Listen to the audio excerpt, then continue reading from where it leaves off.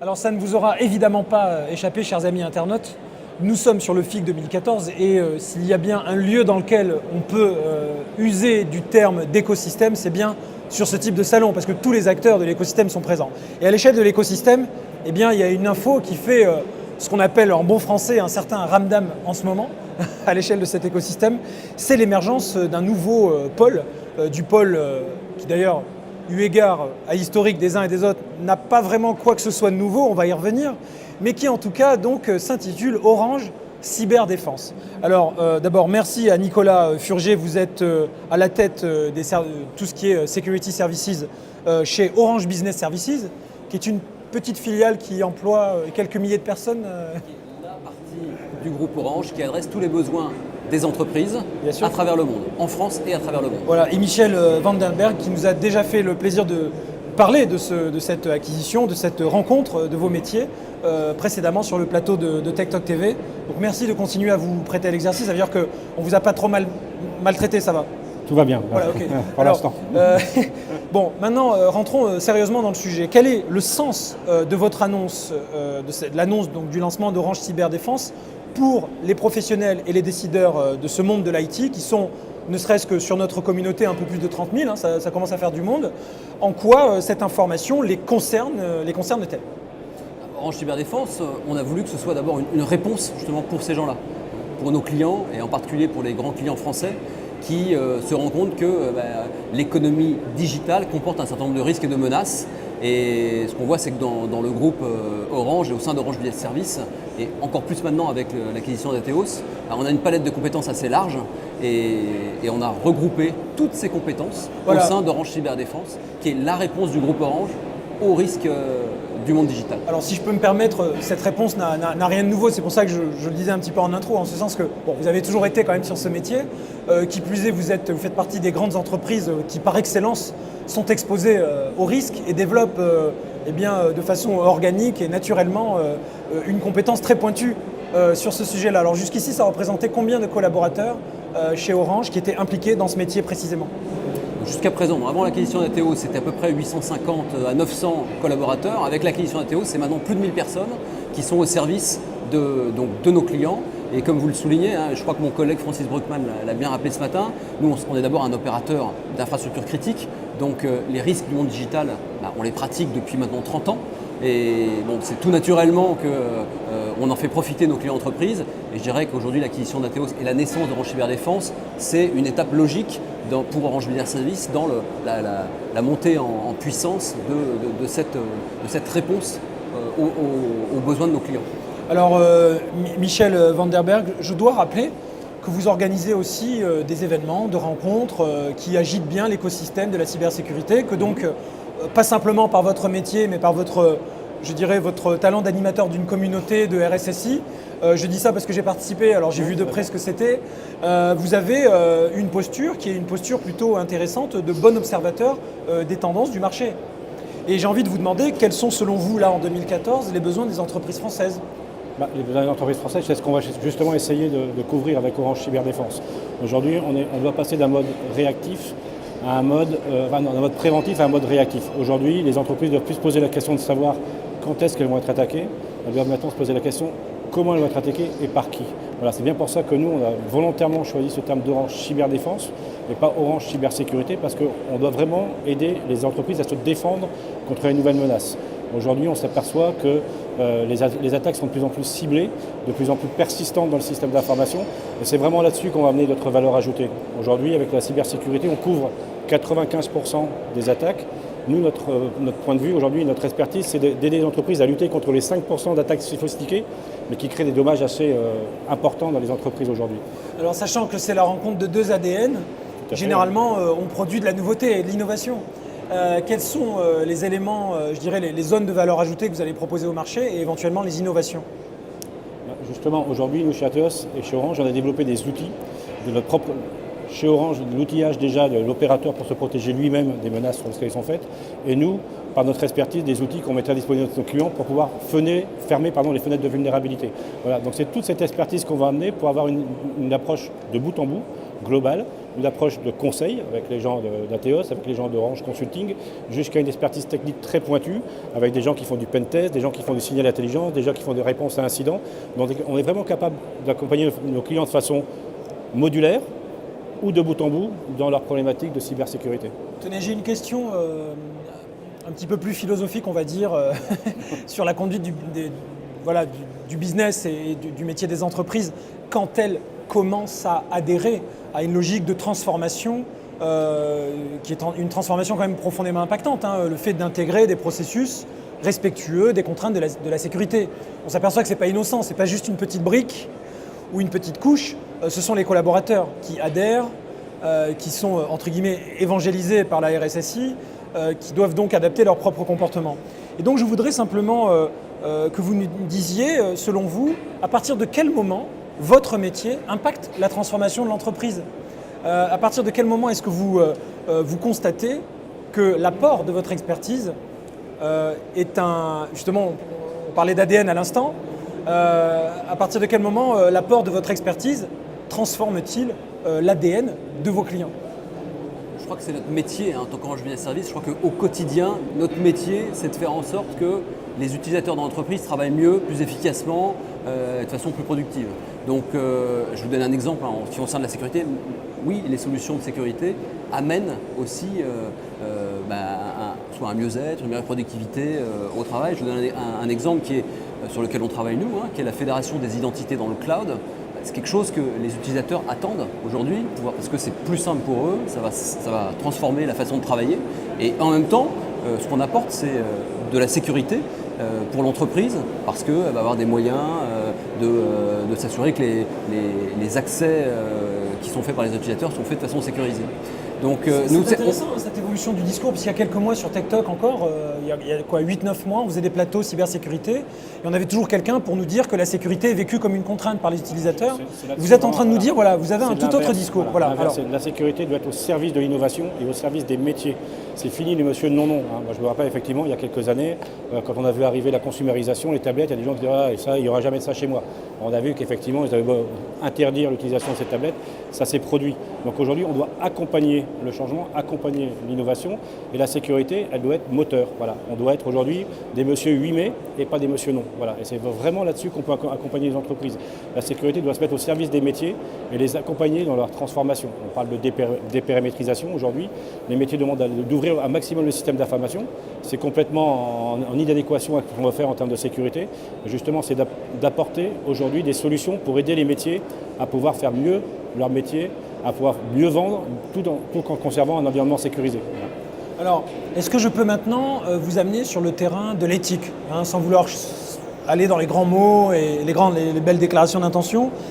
Voilà ma question. Quels sont les aspects éthiques de votre métier, ceux dont vous ne pouvez pas faire l'économie dans le discours de l'entreprise, le discours marketing, et ceux sur lesquels il faut communiquer, développer, convaincre, faire de la pédagogie? Il y en a déjà un qui est très cher à notre président et sur lequel il a fait une déclaration il y a quelques semaines, qui est la protection des données personnelles. Voilà. Le groupe Orange, Stéphane Richard, a signé une charte sur la protection des données personnelles pour nos clients. Le groupe Orange s'engage à protéger les données personnelles de nos clients. Voilà. Ça, c'est une déclaration forte. Donc voilà, on range ça effectivement dans la catégorie éthique. Puis après, il y a la façon, Michel peut en parler, la façon dont nous intervenons chez nos clients aussi, qui est faite de façon éthique. Tous nos tests de pénétration, tous nos audits techniques sont faits de façon complètement éthique, en respect avec la loi. Voilà, aujourd'hui, on est vraiment très très soucieux du respect légal. Aujourd'hui, de toutes les interventions qu'on fait en termes de cybersécurité. Voilà. Bon, quand j'ai un patron, un entrepreneur, en l'occurrence, belle réussite, revendre à Orange. Donc quand j'ai un patron comme vous sur le plateau, j'aime bien l'amener à parler de ces moments de gratification personnelle. Parce qu'on ne peut pas créer une boîte sans avoir une vision, des convictions et tout simplement un certain principe de plaisir. Moi-même, je fais ce métier parce que j'ai plaisir aussi à rencontrer les gens.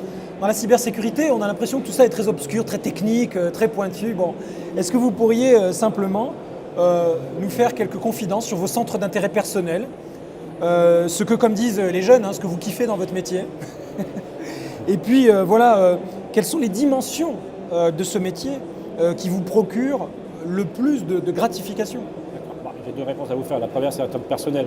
Quand j'ai créé il y a 10 ans une entreprise, j'ai démarré tout seul, pas dans mon garage, mais presque. Aujourd'hui, d'avoir amené à une société avec 150 personnes, 130 consultants, et d'avoir eu l'intérêt du groupe Orange, voilà, on sent qu'on a fait quelque chose de crédible et qu'on est reconnu par la profession.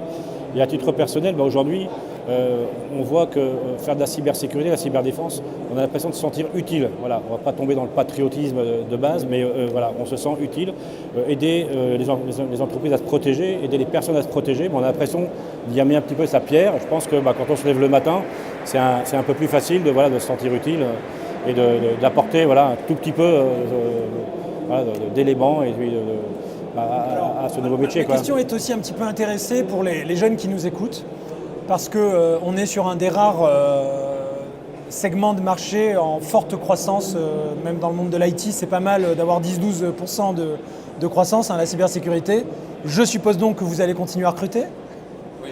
Bon, qu'est-ce que vous pourriez dire? Parce que vous savez que dans les médias sociaux et sur une plateforme communautaire comme TechTalk, on a aussi une proportion non négligeable d'étudiants, de jeunes aspirants, de jeunes diplômés, puisqu'on était sur le thème du plaisir et du sens que vous donnez à votre activité. Qu'est-ce que vous pourriez dire à de possibles aspirants, possibles candidats, vous savez, ces jeunes qui hésitent sur la voie à suivre, pour les convaincre peut-être de postuler chez vous et voilà. Déjà, chez Orange Cyberdéfense, les gens qui sont passionnés de technologie et de technique, aujourd'hui, chez nous, ils vont pouvoir vraiment s'accomplir complètement. Parce qu'aujourd'hui, on est capable de les amener sur des très très gros projets. On est capable de les amener aussi à l'international par rapport à nos clients. On est capable soit de les faire travailler dans nos laboratoires de veille. On est capable, pour ceux qui aiment plutôt le contact client, de les aider à aller faire des tests d'intrusion, des tests de pénétration chez nos clients. Aujourd'hui, on a une plateforme, quand on parle qu'on répond de bout en bout aux problématiques des entreprises, c'est pareil. Aujourd'hui, tous les gens qui sont passionnés de technologie, de cybersécurité, peuvent se retrouver chez nous. À Théos, on va continuer à recruter au moins 20 à 30 personnes par an. Et ça, c'est que pour la partie Théos. Donc, on parlait passer la main à Nicolas.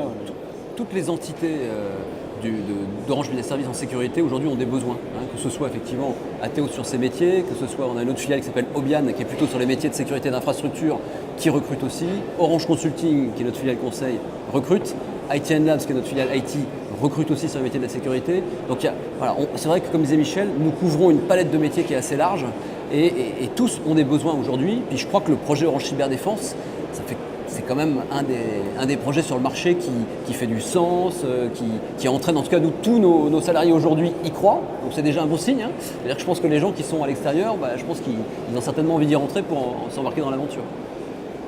Juste pour conclure, vous avez une idée là que vous pouvez partager avec nous du volume de recrutement pour l'année 2014 pour les jeunes qui nous écoutent? Si vous pouvez le dire. Au niveau d'Athéos, je pense qu'on sera en recrutement entre 15 et 20 personnes, sûr et certain cette année. Dans les autres entités, c'est aussi, je pense que dans les autres filiales, c'est de l'ordre de la même idée. Donc 15-20 personnes aussi. On va dire qu'au niveau d'Orange Business Services, en particulier dans ces filiales, c'est plusieurs dizaines de personnes que nous recruterons dans les prochains mois. Je vais poser maintenant Nicolas Furger, parce que je l'ai déjà posé à M. Vandenberg. Dans le monde des entreprises, on est toujours un petit peu consensuel, on fait attention à ce qu'on dit, tout ça. Et j'aime bien avoir des propos un peu décapants. Et j'aime bien demander à mes invités d'essayer de me dire sans langue de bois ce qui les agace dans l'écosystème. En plus, c'est pas innocent. Là, vous assistez à des conférences, vous networkez entre professionnels, vous entendez des choses qui viennent confronter vos propres convictions. Je voudrais savoir quels sont les préjugés qui vous agacent le plus autour de votre métier, que vous aimeriez adresser là une bonne fois pour toutes. Quelles sont les pires foutaises que vous ayez entendu dire dans le domaine de la cybersécurité, avec lesquels vous aimeriez qu'on arrête de vous bassiner une bonne fois pour toutes? J'en ai entendu au moins deux. Au moins deux, alors c'est bien. Merci. Alors. Non, la première, c'est on va faire de la cyber-riposte.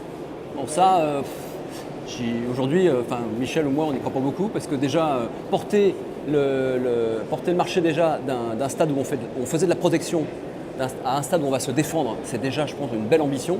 Alors, on ne parle pas de riposte aujourd'hui. Et puis, l'autre chose, la petite musique, je pense contre laquelle, à mon avis, il faut qu'on soit aussi lucide, c'est la techno franco-française. Il faut absolument qu'on aille sur la techno franco-française. Nous, chez Orange Business Services, on a des clients qui sont internationaux. C'est d'abord les clients qui font le choix de la technologie. Et je crois qu'il faut plutôt essayer de voir comment on peut protéger nos clients contre les menaces, y compris celles qui apparaissent dans toutes les technologies, plutôt que d'essayer de dire il faut absolument orienter le choix vers telle ou telle techno. C'est pas notre métier, nous. Nous, on est là pour accompagner nos clients d'un point de vue service et d'un point de vue surveillance. Voilà. Donc simplement restons. C'est ça la deuxième. Pardon, Cyber-riposte. Alors, moi j'en ai une qui est sympa quand même, que j'ai vu. Parce que depuis que je vous ai posé la question, vous avez réfléchi, vous avez dit, il y a voilà. peut-être un truc que j'aurais pu ajouter. J'en ai deux aussi. La première, c'est la plénière d'hier soir, où on a vu la sénatrice on voit beaucoup de gens s'intéresser maintenant au domaine de la cybersécurité. Mais ça reste une affaire de spécialistes. Donc on nous laisse déjà traiter ça en tant que spécialiste et que les gens qui n'y connaissent rien se mettent un tout petit peu sur le côté. Mais l'anecdote la plus stupide que j'ai vue, c'est quelqu'un qui expliquait qu'aujourd'hui, il avait une technologie qui détectait les menaces avant qu'elles n'arrivent. C'est-à-dire qu'il y a des gens qui traitent les 0D, ça c'est déjà balèze, mais maintenant il y a des gens qui font les moins AD. C'est-à-dire qu'ils sont en train de nous expliquer qu'ils vont détecter les menaces avant même que les cybercriminels les aient inventées. Ça, je pense qu'il faut arrêter avec la cyberpeur. Faut arrêter aujourd'hui, c'est un métier d'expert. Voilà. Laissons aux experts faire de la cybersécurité et que tout le monde ne vienne pas faire de la cyberpeur. Voilà. Il faut lutter contre la cyberpeur. Alors, en guise d'ouverture et pour terminer, pour clôturer ce plateau, étant donné que vous savez bien qu'on est, vous le dites vous-même, on est dans un terrain sur lequel on gagne à être transparent et à partager en termes de retour d'expérience, à discuter entre experts. Faisons appel à l'intelligence collective, essayons de pousser peut-être des sujets de débat ensemble. Est-ce que vous auriez une idée de plateau télé qu'on pourrait refaire plus tard ensemble avec des membres de la communauté TechTalk? Un sujet comme ça, à chaud, que vous pourriez peut-être me suggérer. Et promis, on le produira. Alors, vaste question. Moi, je vais le garder pour moi parce que quand j'en ai besoin pour les RIAM de trouver des sujets, je ne vais pas vous les filer. Voilà, donc je repasse le bébé à Nicolas. Il y en a un sur la formation justement de nos jeunes qui nous écoutent, là, sur la formation en cyberdéfense, en cybersécurité, c'est un sujet d'intérêt collectif. Donc ça intéresse tous nos collègues sur le marché, ça intéresse les institutionnels, ça intéresse le gouvernement, et ça intéresse en premier nos jeunes. Et là, on voit bien qu'il y a une pénurie et qu'il y a un manque. Et que aujourd'hui que tout le monde est prêt à se retrousser les manches. Pointer du doigt ce que nous expliquait à l'instant Michel Vandenberg, c'est-à-dire que oui, on peut former des jeunes, les préparer, leur donner un background technique, mais on doit les former à une sorte de perpétuelle capacité d'apprendre et de se réinventer. Absolument. Parce que si on ne peut pas détecter évidemment les attaques avant qu'elles n'arrivent, parce qu'elles sont constamment innovantes, j'imagine que le point de la formation en cybersécurité est particulièrement complexe peut-être. Et c'est pour ça que nous, on pratique l'apprentissage, l'alternance chez nous, c'est-à-dire que les apprentis, on les met en situation réelle et qu'ils alternent entre une semaine de cours, une semaine chez nous. Ça, c'est très très pratiqué chez Orange. Athéos le fait également, et c'est à ça que nous croyons, c'est l'alternance entre l'expérience réelle et puis la théorie. Je crois que c'est comme ça qu'on va y arriver. Merci parce que c'est une réponse concrète, mais on va pouvoir approfondir ça. Vous avez vu que je l'ai noté sur mon petit cahier.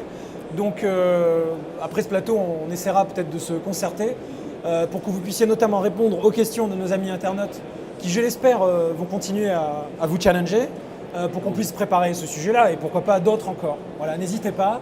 C'est ça la Web TV collaborative. À bientôt.